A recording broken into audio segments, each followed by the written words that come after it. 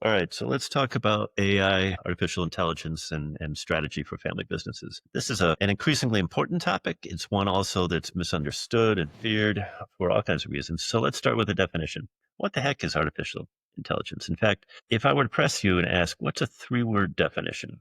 Let's try to make it simple. One way to answer that is to go to your ChatGPT or your Claude or Gemini and ask it, what's a three-word definition for artificial intelligence? And it'll come up with the following. All of intelligence, all of human intelligence can be thought of, and it is by evolutionary psychologists, it's thought of as the accumulated knowledge over millennia. We've, I guess, begun writing in various forms, I think, 4,000 years ago, whatever it was. And in time, more written knowledge has been accumulated, which is why that human intelligence needs to be organized in a way. And that's why large language models started with linguistics, looked at the words. Google never asked for my permission to take the content from my books, ever. It stole it, appropriated, like your verb, and it uses that knowledge over time. So my three-word definition is digitized human intelligence. That's all AI is. Some people say augmented human intelligence. So let's assume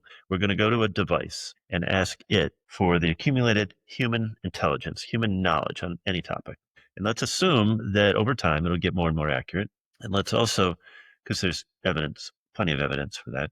And let's also assume that you're going to use different kinds of platforms to answer different kinds of questions. And they're abundant now. We've got ChatGPT and Claude and Copilot, Perplexity, Grok, all of which are supported by American technology companies. And then we've got DeepSeek, which is supported by the Chinese government. So you might have a belief politically to support one of those lists of AI sources, and you'd go to them for conversational types of questions. How do I dot dot dot? What's the business challenge to this division or market share? Or can you create a marketing content, for instance? And it's easy now to ask any of those questions. So here's a trick. Take the content from one, say from ChatGPT, and copy and paste and put it into a different one, like Copilot.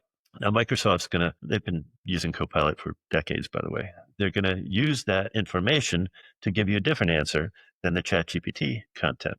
I'm told that currently ChatGPT has more money behind it and a better quality, maybe IT people. So it could be more useful to go to ChatGPT earlier than some of the others. But the point is, just as you'd ask six doctors or six business consultants for advice, why wouldn't you ask six platforms over time to take your response and copy and paste and analyze it over time? Now you're going to be smarter, just as you would be if you used AI. I'm not here to say that everybody should use AI. That'd be naive. But those who use AI are able to access a larger library. I've spent a lot of time in a lot of libraries, and some of the best in the world, from Ivy League schools to Oxford to digital libraries that enable me to do massive research. And if you think about a large language model as being this big, whatever my hands are, you could also have a smaller model, which is just the content from your business or from your family or from your whatever you want to upload. I've done that for some time now. And when I created that, I use ChatGPT. I call it Gray Matters, and I give it away to all my clients. So when they click on the prompt, they'll see at the first few prompts and responses all kinds of information, but it typically looks like my voice, which is creepy. But it has my books and dissertations and transcripts from various social media stuff. And it is an example of what clients of mine are doing now with smaller libraries. There's a button you need to push to make it a closed system. And for those details, just reach out and I'll walk you through it. I think this is critically important and useful for a lot of family businesses because family business leaders drive most innovation in the world. They always have. It's naive to think that the 3Ms and Googles and the major Fortune 50s are the ones that perpetuate innovation. That's just not accurate. Most innovation comes from smaller businesses who take a new idea and apply it. That's my definition of innovation, a new idea applied. So let's talk about the human factor. I often use a 2x2 model because that's what psychologists do and consultants do. If you've got a good 2x2 and some adjectives or labels, you'll probably have a career. So if you think about fears being lower or higher, low fears, high fears of using AI, and you think about usage being lower or higher, you'll define four quadrants. So on the upper left, the AI avoiders are high on fear and low on usage. The AI observers are low and low, the bottom left. The AI warriors are high on fear and high on usage. AI optimizers are lower on fear and higher on usage. There's nothing right or wrong with these four quadrants. And I've used that structure to clients and audiences. Where are you?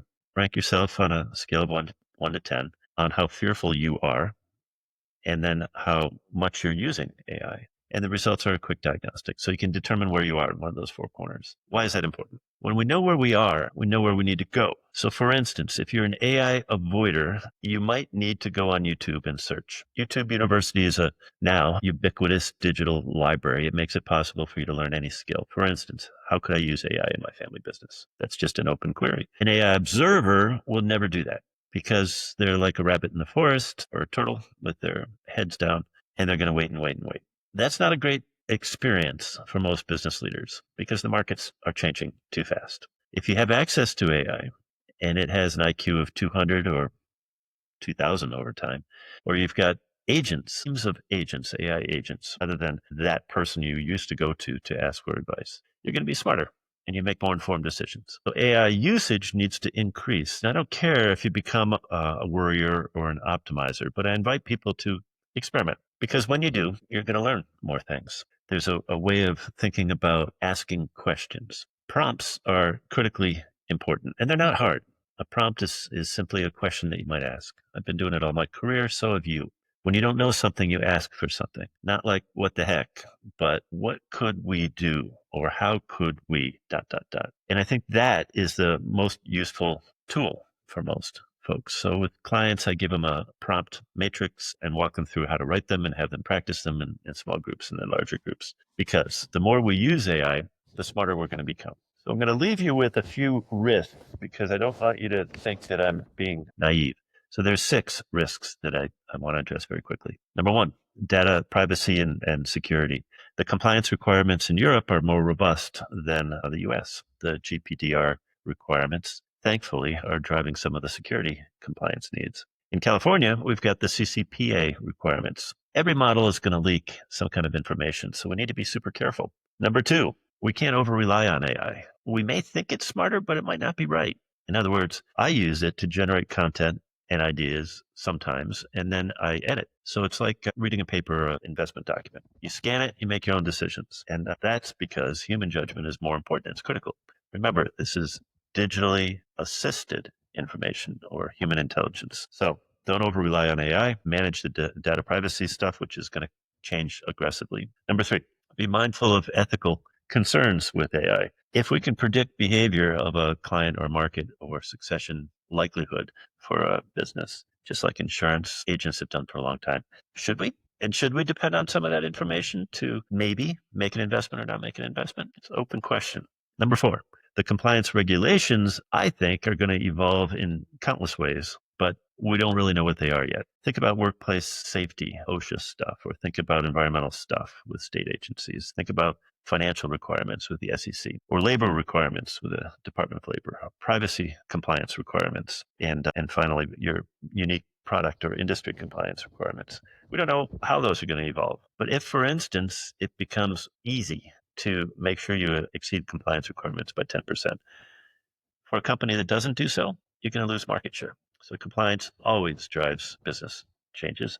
Look at the insurance industry. Number 5, people resist change for all kinds of reasons. The notion that people are going to be replaced by AI is improbable and not statistically likely. I recall hearing the same thing, I guess it was in the 90s, when the internet surfaced as a tool that everybody could use. And subsequently, we've confirmed that the internet has created 2.6 more new jobs per person. I don't know what the AI roles are going to be or the job titles, but I suspect that they will emerge and they'll be really important. So risk number 6, talent gaps. There's a lot of stuff I don't know, but when I use finance and tech and human psychology and my AI, I'm going to get a better response. So I think of it sometimes as a way to make smarter business investments.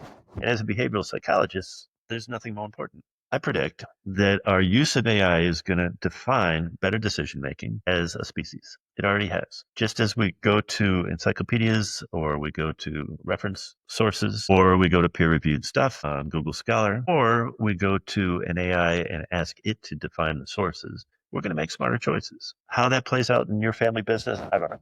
But that's another conversation for another day. So my invitation is just goof around, experiment, see what happens. All the best.